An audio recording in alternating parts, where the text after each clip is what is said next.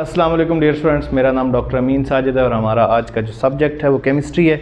Chemistry के पिछले lecture में हमने सॉल्युबिलिटी का कंसेप्ट जो है उसको डिस्कस किया था और उसके साथ साथ डेफिनेशन बताई थी आपको सॉल्युबिलिटी की कि number of grams of solute dissolve in 100 grams of solvent to prepare a saturated solution at given temperature और पर्टिकुलर टेम्परेचर।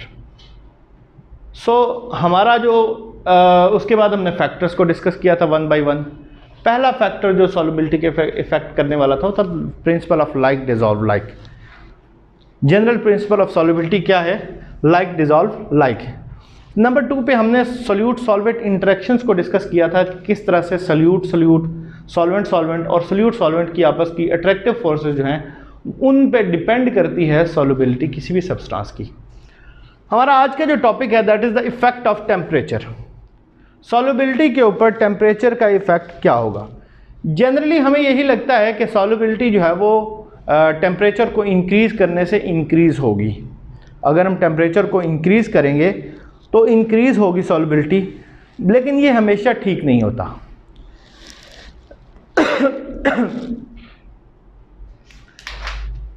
जब हम कोई साल्ट जो है वो किसी सॉल्वेंट में ऐड करते हैं, किसी सब्सटेंस को दूसरे सब्सटेंस में मिक्स करते हैं, तो उसमें 3 तरह की पॉसिबिलिटीज़ हो सकती हैं। मेजर जो डिफरेंट पॉसिबिलिटीज़ होती हैं, बट 3 मेजर पॉसिबिलिटीज़ होती हैं। Number 1 is heat absorbed. Heat is absorbed. पहली पॉसिबिलिटी ये हो सकती है कि हीट एब्जॉर्ब होगी। फॉर एग्जाम्पल, अगर हम पोटाशियम नाइट्रेट को KNO3 जो है उसको डिज़ोल्व करते हैं, या NaNO3 को डिज़ोल्व करते हैं, सोडियम नाइट्रेट को डिज़ोल्व करते हैं, या KCl पोटाशियम क्लोराइड को वाटर में डिज़ोल्व करते हैं, तो जो टेस्ट ट्यूब है वो गर्म हो जाती है। टेस्ट ट्यूब गर्म हो जाती है। टेस्ट ट्यूब के गर्म होने का मतलब क्या है कि जब ये डिज़ोल्व हुआ तो इसने बाहर से हीट एब्जॉर्ब की। इसने बाहर से हीट एब्जॉर्ब की। इस तरह का जो डिज़ोल्विंग प्रोसेस है उसको हम कहते हैं एंडोथर्मिक रिएक्शन। एंडोथर्मिक है। ये क्या हो गया? ये प्रोसेस क्या कहलाएगा? एंडोथर्मिक मतलब थर्म कहते हैं हरारत को, हीट को। Heat is absorbed. अंदर आती है हरारत। बाहर सिस्टम जो है, सिस्टम के बाहर से, सराउंडिंग से हीट जो है उसको अंदर की तरफ लाया जाता है। जब ये रिएक्शन होता है, जब ये प्रोसेस होता है, तो उस प्रोसेस में बाहर से हीट ली जाती है, बाहर से हीट एब्जॉर्ब की जाती है। इसमें हम जब टेम्परेचर इंक्रीज करते हैं तो सॉल्युबिलिटी जो है वो इंक्रीज हो जाती है। जब हम टेम्परेचर इंक्रीज करेंगे तो सॉल्युबिलिटी इंक्रीज हो जाएगी। टेम्परेचर इंक्रीज करने से सॉल्युबिलिटी इंक्रीज हो जाएगी।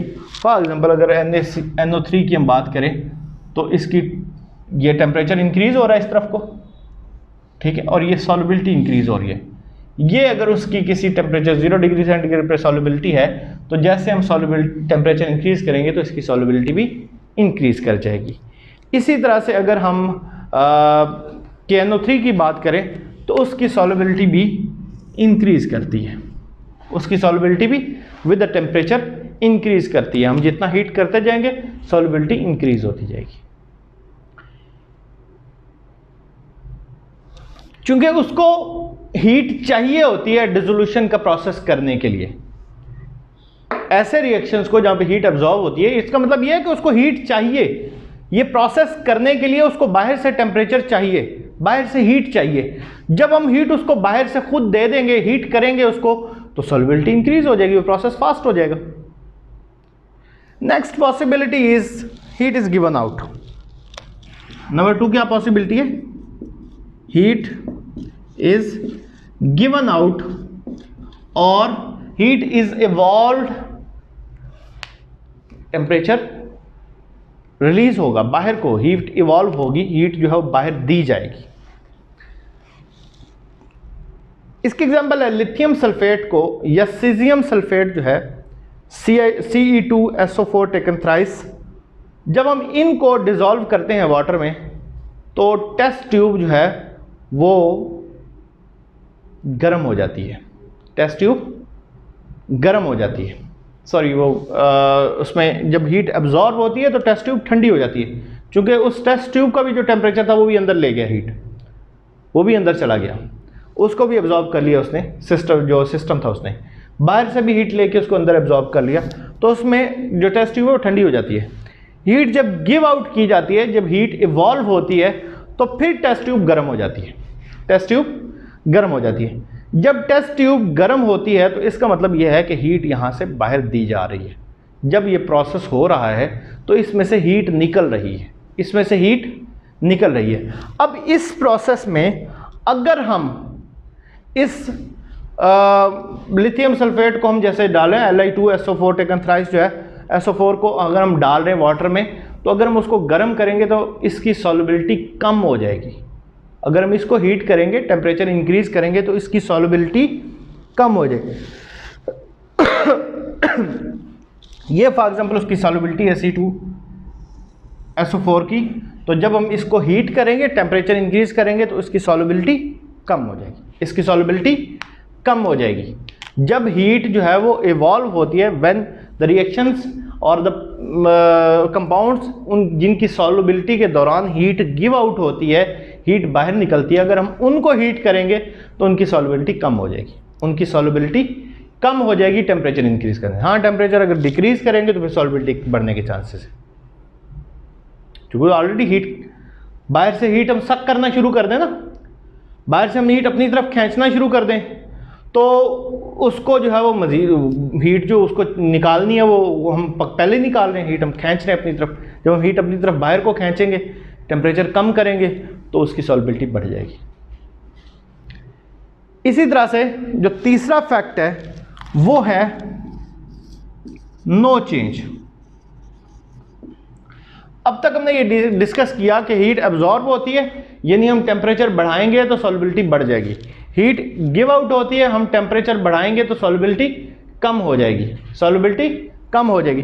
तीसरा है नो चेंज। NaCl को अगर हम वाटर में ऐड करते हैं तो उसकी सॉल्युबिलिटी के ऊपर हम टेम्परेचर बढ़ाते भी जाएं तो कोई ख़ास इफेक्ट नहीं होता, कोई ख़ास इफेक्ट नहीं होता।